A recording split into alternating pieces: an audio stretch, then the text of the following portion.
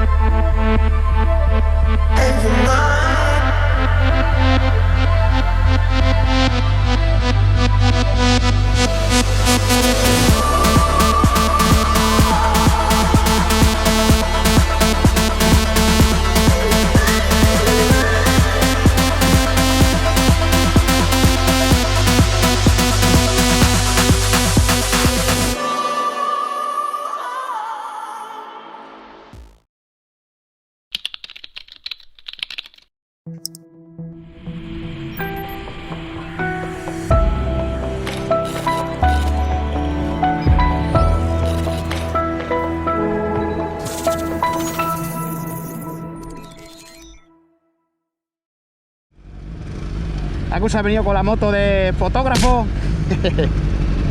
Vamos a coger la encuesta y entrando, como os enseñé, en tu canal comunidad, tenemos la encuesta y vamos a empezar por orden con los comentarios. Bien, el primero es de nuestra amiga Ángeles, que dice: buenos días, estaría genial que hicieras un vídeo sin una abeja en la manga, venga, abejita. Que hicieras un vídeo explicando cómo adoptar una correcta postura corporal encima de la moto en circuito para mejor aerodinámica. Saludos y gas. Bien, pues ya tenemos la primera duda. Vamos a ponernos en marcha. Dicho a efectos de aerodinámica, vamos a hacer vídeos en circuito, en la saga de vídeos de circuito, donde os explicaré no solo a nivel aerodinámico, sino también a nivel dinámico en pista, donde estudiaremos el reparto de peso, estudiaremos un tema muy importante que es el de la mirada. Y bueno, a nivel aerodinámico, que es lo que tú me preguntas, decir que tanto en circuito o en carretera, a nivel aerodinámica, tenemos que echar el culo para atrás, pegar el culo al colín, las pies los llevamos en las estriberas con las punteras apoyadas sobre ellas. Luego nos replegaremos el tronco bajándolo hasta el depósito. ¿Veis? Lo que pasa es que, claro, con este casco, esta visera, pues no puedo mirar, porque es verdad que lo he usado por el tema del micro, pero claro, me molesta la visera y es imposible que pueda mirar por encima de la cúpula. Pero la técnica sería esa: replegarnos bien, agacharnos bien. Y una vez que estemos acoplados en el depósito, agachamos tronco, flexionamos los codos para meternos dentro del conjunto aerodinámico, dentro del conjunto de la moto, y metemos la cabeza detrás de nuestra cúpula para de esta manera pues ir efectivamente adaptados. Bien, después de ver la respuesta de Ángeles, nos vamos a la pregunta de nuestro amigo David de Málaga, que le mando un abrazo tela de fuerte. Nos vimos en Málaga y nos lo pasamos genial. Dice: sería bueno para los compañeros el saber elegir la moto adecuada, por lo que no hay moto mala, sino mala elección de compra, nos dice David. Bien, David, pues efectivamente estoy bastante de acuerdo contigo en eso. Vamos ahora a retomar la marcha. Veréis, como ya más o menos he insinuado en algunos vídeos, vámonos, cabeza. Como ya más o menos he insinuado en algunos vídeos, efectivamente, pues no hay una moto mala, sino una mala elección. ¿Por qué? Pues porque todas las motos, cuando las compramos, tenemos que tener claro el propósito por el que compramos una moto. Evidentemente, la compra de una moto, el 60%, y creo que me estoy quedando corto, se hace por el corazón. Nosotros compramos una moto porque sencillamente nos gusta. Pero luego tenemos que guardar ese 40% restante al cerebro, al uso que le vamos a dar. Por ejemplo, si yo fuera con esta CBR todos los días al trabajo, metiéndome entre el tráfico, pues probablemente no sería la opción más adecuada. Pero esta moto para salidas de fines de semana, usarla con cabeza, puesto que es una moto deportiva que puede correr mucho en un momento dado, y para disfrutar de la sierra, pues sería una moto estupenda opción, pero no sería una buena opción si quisiera hacer un viaje largo con ella, porque acabaría destrozado. Entonces, mala, buena, pues depende mucho siempre de nuestra elección. Aunque compremos una moto con el corazón, aunque la compremos por los colores, aunque la compremos por su diseño, sin duda tenemos que reservar un espacio a comprar esa moto que nos va a servir para sacarnos una sonrisa, que es lo que siempre decimos en el canal, para poder disfrutarla y para poder ir cómodo con ella y para poder disfrutar del uso, que en definitiva es para lo que se compran estas cosas. Una moto se compra para poder disfrutar de ella, una moto se compra para que nos dé esa utilidad más emocional que práctica en la mayoría de los casos, y por tanto la elección con la cabeza de nuestra moto, además de con el corazón, va a ser siempre fundamental para sentir que no nos hemos equivocado en la compra de nuestra maquinita. Para la siguiente preguntita. Vamos a leer la pregunta. Buenas, compañero. Vamos a leer la siguiente preguntita de la encuestita. Oye, ya sabéis mi número de bloqueo, muy mal, ¿eh? ¡Pam! Muy mal que ya sepáis mi número de bloqueo. Bien, la siguiente pregunta, nos la hace nuestro amigo Pedro. Y dice Pedro: frenos, ruedas, mantenimiento y mejoras para calle y circuito. Un abrazo, máquina. Bueno, me ponéis preguntas difíciles porque esto es muy subjetivo. Pedro, ante todo, gracias por la preguntita. Vamos a arrancar. Ante todo, gracias por la preguntita. Deciros que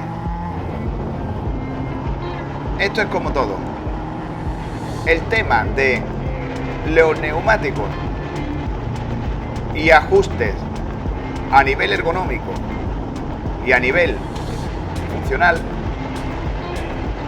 cumple dos premisas. Lo primero es que no hay una fórmula mágica. Lo que me vale a mí no te va a valer a ti probablemente, porque peso, postura, frenada, como tú tumbes, donde tú abras el gas, sí que hay algunas cosas que hay que tener claras en el tema del mantenimiento, tanto para calle como para circuito. Tenemos que tener la moto bien mantenida, eso está claro. He visto muchos vídeos por ahí donde dicen qué cosas a tener en cuenta, 10 cosas a tener en cuenta antes de salir a la carretera. Y ninguna, no he visto todavía, aunque tampoco he ido mirando con lupa, pero no he visto todavía a nadie que diga que antes de salir a la carretera tenemos que mirar los neumáticos. Eso es fundamental. Mirar las presiones de los neumáticos, mirar los manguitos de los frenos si resumen líquido antes de salir. Ver niveles de aceite, ver niveles de agua. Es fundamental echar una visual antes de salir a la carretera y tener bien el mantenimiento de nuestras motos, tanto carretera como para campo. En cuanto a los frenos y las ruedas, deciros que el abanico de neumáticos que tenemos, por ejemplo, a nuestra disposición, realmente no es tan grande cuando ya nos especificamos en algo. Veréis Cuando nosotros vamos a hacer un uso muy concreto de la moto, pues ya se cierra mucho el abanico de posibilidades. Me explico. Cuando nosotros, por ejemplo, queremos entrar en circuito, los neumáticos que realmente funcionan así a priori, pues podríamos decir que son los Dunlop KR o los Pirelli Superbike. Pero incluso una vez que ya hemos cerrado ese espectro a dos gomas, a dos modelos de gomas diferentes, es cierto que no siempre nos van a valer las dos indistintamente, puesto que si yo, por ejemplo, los ajustes de geometría y los ajustes también de electrónica de mi motocicleta, ya cuando tenemos una electrónica más concisa, los hago para un neumático en concreto, luego cuando monto otro, pues me pueden saltar los controles de tracción, o puedo haber perdido toda la geometría y haber perdido la estabilidad en el paso por curva o en la frenada o en la aceleración. Entonces se cierra mucho el espectro, nos vamos a ir adaptando y el material también se va a ir adaptando a nosotros a medida que nos vamos especializando. Igual pasa con diferentes neumáticos de campo, que por el mero hecho de que tenga taco, pues no es lo mismo un neumático de cross que un neumático de enduro, por dureza de carcasa o por las presiones que tenemos que llevar, incluso por los diámetros de las ruedas. No tiene nada que ver uno con el otro, aunque aparentemente veamos que ambos son de taco y son muy parecidos. No tiene nada que ver. Y en cuanto a los frenos, pues pasa exactamente igual. No necesariamente por comprar lo mejor vamos a llevar los mejores frenos, puesto que pueden necesitar una temperatura de funcionamiento mayor o otras necesidades, ¿no? Valga la redundancia. Entonces sería un poco pues adaptar. No comprar nunca la opción más económica, sino por ejemplo a pastillas de freno, en vez de unas orgánicas, pues dar un saltito que menos a unas pastillitas sintetizadas, y ya con eso, para el uso en calle, tendríamos más que suficiente. Bien, pues la siguiente pregunta es de nuestra amiga y suscriptora María del Pilar, que nos dice que va aprendiendo de todo lo que vamos poniendo en el canal, que la moto es bellísima. Muchas gracias, y que es verdad que, como ven, la verdad es que María del Pilar es preciosa. Yo la quiero con locura. Y tú tienes la 500 del 2015 y dice que va muy fina y que enhorabuena por el canal. Pues nada, a ti nada más que mandarte un montón de besitos y darte muchísimas gracias, ¿vale? Ray quiere que te explique regulación de suspensiones. Ray, muy buenas, tío, como le dije a Ángeles, ¿vale? La saga de vídeos de circuito no la podéis perder, así que por ahí no me enrollo más para poder seguir dando paso. Y no te pierdas la saga de circuitos, que vendrá todo al pormenor, donde aprenderás de extensión, de compresión, de precarga, atrás, adelante, altura, geometría, más negativa, más positiva, distancia de lanzamiento, avance de dirección, lo aprenderás todo, así que no te lo pierdas, ¿vale? Sergio, un abrazo, Sergio, gracias por decirme que es muy bonita la CBR, y desde que nacieron las primeras de la saga se ha cambiado, se ha mantenido su carácter, filosofía. Un abrazo, campeón, siga así. Muchas gracias, Sergio. Ante todo, un abrazo fuerte. Y esta pregunta sí nos vamos a enrollar un poquito con ella. A ver, Sergio, esto también es un poco... Vamos, cabecita. Esta pregunta también es un poco a nivel de sensaciones y a nivel de hasta donde uno, en su propia experiencia, pues lógicamente le ha dado lugar para conocer. Honda y la sigla CBR es verdad que forman parte de la historia del motociclismo, y de hecho creo que Honda le debe mucho a CBR como marca, puesto que si nos remontamos al año 88 con la primera Honda que salió, la Honda la Hurricane, no sé si la recordáis, una motito que para su época pues la verdad es que ya fue un salto cualitativo, aunque fijaos qué medidas había entonces. Una rueda delantera de 110 y una rueda trasera de 130 para una moto deportiva, pero sin duda ya supuso un cambio en el concepto de la moto deportiva para uso de calle.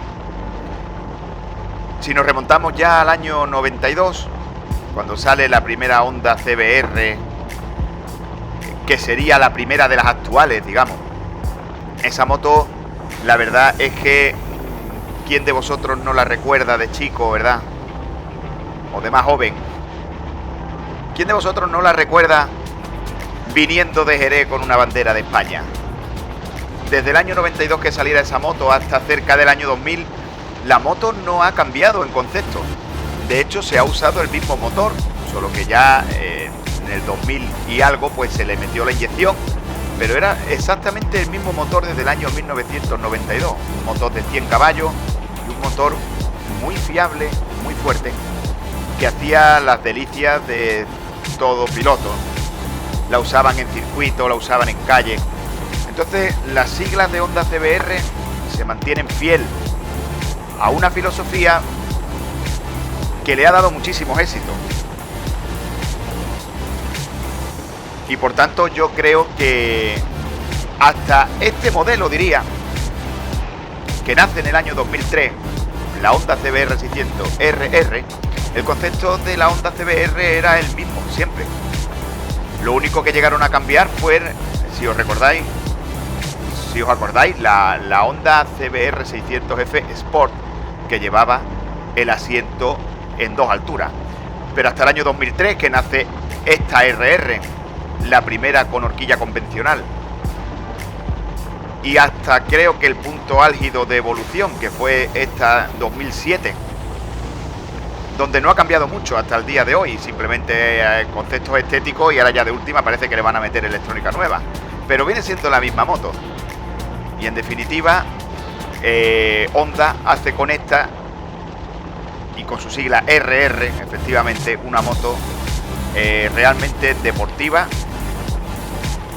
apta o incluso enfocada, digamos, al uso en circuito, al uso en competición, siendo una moto que tiene una cifra muy llamativa. Declaraba 155 kilos de peso en vacío y 120 caballos de potencia que se aprovechaban desde las 4.000 vueltas. Así que imaginaos una moto de 600 centímetros cúbicos con la línea de corte a 15.000 revoluciones, con tan solo 170, 180 kilos en marcha, y que se puede aprovechar desde las 4.000 vueltas. Sin duda Honda aquí hizo un esfuerzo de fineza para mantener aquella frase que dice que Honda es Honda, y es que Honda siempre será Honda.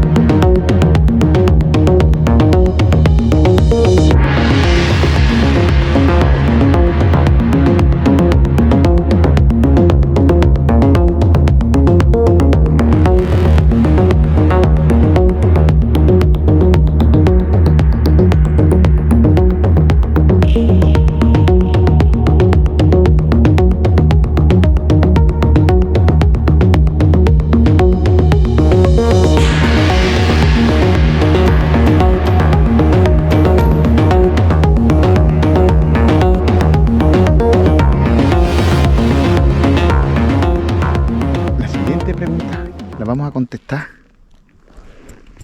aquí acompañado de esta gente. Pato, oye, ¿qué os parece? ¿Se habrán suscrito al canal o no? Míralo, vienen despacito para acá, ¿eh? Así que la siguiente pregunta, pues nada, la vamos a contestar en compañía de estos tres que han venido a saludarnos. Escucha.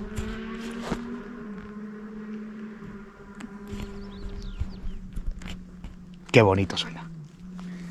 Bueno, pues vamos a contestar la siguiente pregunta con nuestros admiradores del pantano. Espero no daros mucho meneo en la cámara. Vamos a volver de nuevo a la encuesta y vamos a ver la siguiente pregunta. Bueno, no sé si cortaré este trocillo de vídeo o no. Deciros que tengo una pelea con el micro que no vea. Os pido perdón por la de veces que el audio no es bueno, pero es que veréis, ahora lo he metido ahí. No sé si lo veis. Lo he metido allí. ¿Lo veis eso, Gris? Porque lo traía adelante y voy a tener que repetir todas las primeras preguntas que me habéis hecho. Voy a tener que repetir todas las primeras preguntas que me habéis hecho porque pues sale como el culo. Vale. Uy, ha saltado un pez en el agua. Así que la siguiente pregunta que vamos a contestar, JM Sebastián Vicente, ¿vale?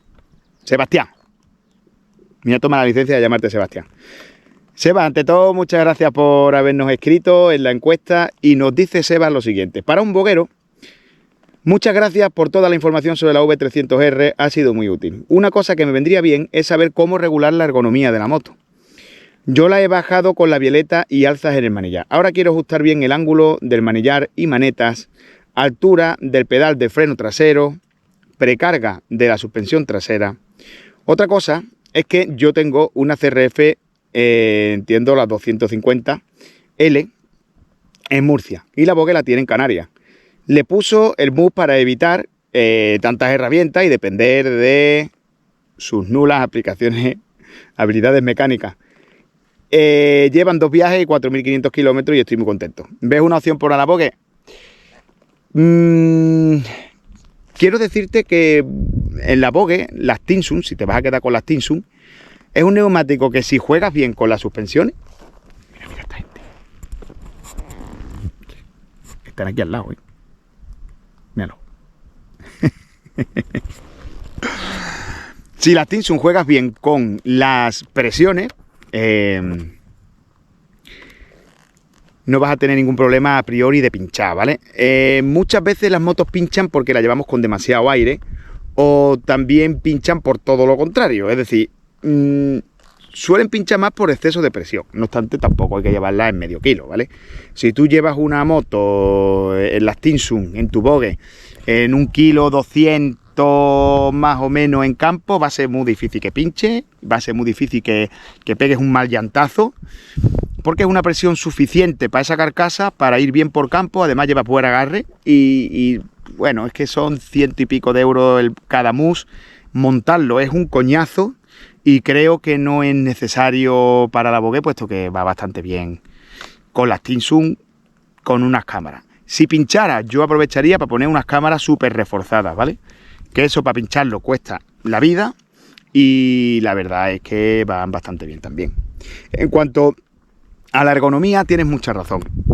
Verá, nosotros en la mano, en la ergonomía de la moto, tenemos que buscar que la moto no quede, la mano no quede muy así para llegar al freno o al embrague, o muy así, muy lejos, ¿vale?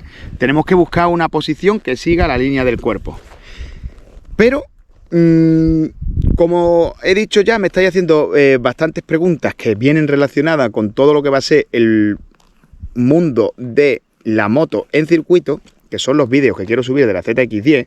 Ya tengo subido uno, Seba, en el que explico en una especie de rotonda, en una especie de vuelta, un poquito, unas pinceladas de todos los conceptos básicos que tenemos que tener. Ahora lo vamos a ir deglutiendo, lo vamos a ir desglosando para aprender todas estas cosas que, como nos ha dicho María Ángeles, como nos ha dicho Ray, también preguntas que van acorde a tus inquietudes, se van a resolver todas ahí. Entonces yo os aconsejo que lo veáis, ¿vale? Son vídeos en la cueva con la ZX10, nos vamos a sentar encima, vamos a grabar desde el lateral, desde delante, para que veáis la postura, para que veáis dónde va la mano, para que veáis cuando aceleramos, cómo nos colocamos, a dónde miramos. Son muchas cosas y cómo se ajusta la moto, pero son muchas cosas muy bonitas y entre ellos, además, me lo grabaré con rotulador, te contestaré también ahí a la pregunta, ¿vale?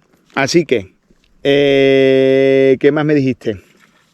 Que estás contento con las MUS, lógicamente es una buena opción. Lo que pasa es que las MUS, como tú sabes, tienen una vida útil. Cuando dicen hasta aquí, ya está. Pero para un viaje donde a lo mejor tú te vayas a meter te vayas ahí a 1500 kilómetros de tu casa en una semana, pues hombre, viene bien tenerla, porque vas más precavido de un pinchazo. Y deciros que esta gente seguramente me coman. Me quieren comer. ¡Ole! Pato. ¿Qué pasa? Espero no caerle mal, porque si le caigo mal, esta gente son más grandes que yo. Bueno, ahora seguimos con la siguiente pregunta. Pues vamos a leer ya la siguiente pregunta. Nos pregunta nuestro amigo José, RunQuest, o RuneQuest, no sé muy bien cómo se pronuncia. Nos dice: un saludo, amigo. Todas las marcas tienen sus modelos icónicos, si bien todas igualmente terminan copiando esos modelos icónicos. Un ejemplo del modelo custom de 250 de Yamaha se referiría seguramente a la Virago 250, que fue copiada por Honda, Kawasaki, etc. ¿O fue al revés? ¿Considera que la Honda del motoblog es un modelo genuino o es una interpretación de la competencia? Un abrazo.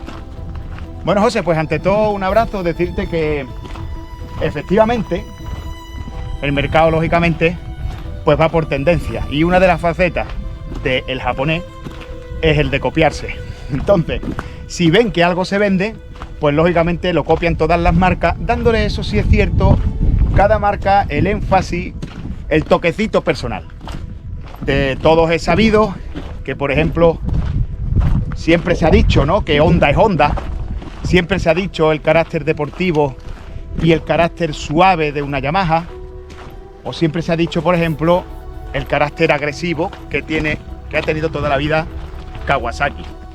Entonces, teniendo en cuenta esos factores, decirte que sí que considero que la Honda CBR que estamos utilizando para el canal, mi Honda, mi CBR 600RR, sí considero que sea una moto genuina, porque es una moto que nace en el boom de las motos deportivas de carretera, en las motos de 600 que buscan la máxima potencia con el mínimo peso. Entonces, en esa lucha, en esa guerra de marca japonesa, porque en el año 2007 era Japón la que ponía toda la carne en el asador, sí que considero que mi CBR efectivamente sea una moto que le da un carácter propio, por el mero hecho de seguir la tendencia que había en ese momento de que todas las motos tenían que tener esa pizquita de sal diferente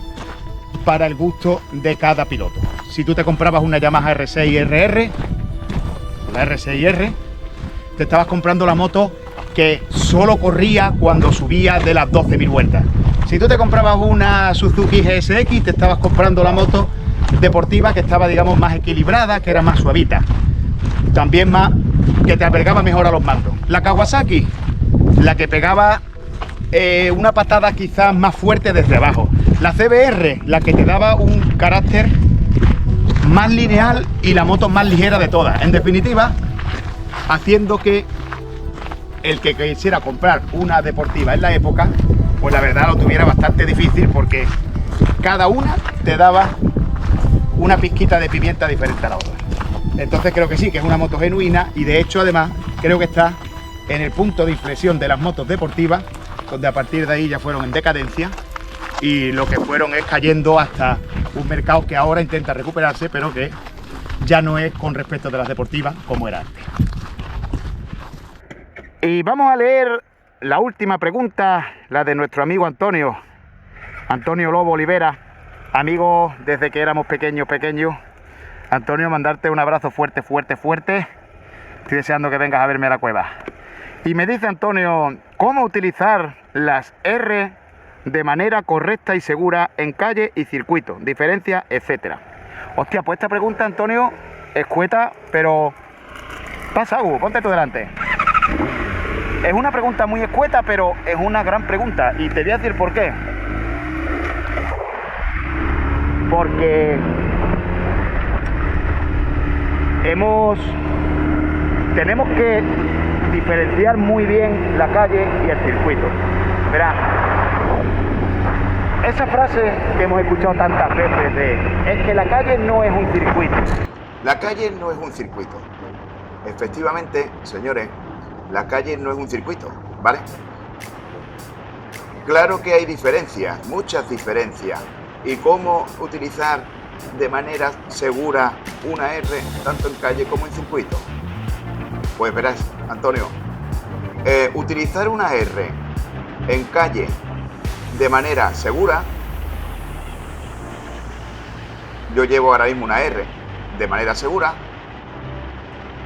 te va a ayudar mucho ir de manera segura sabiendo pilotar.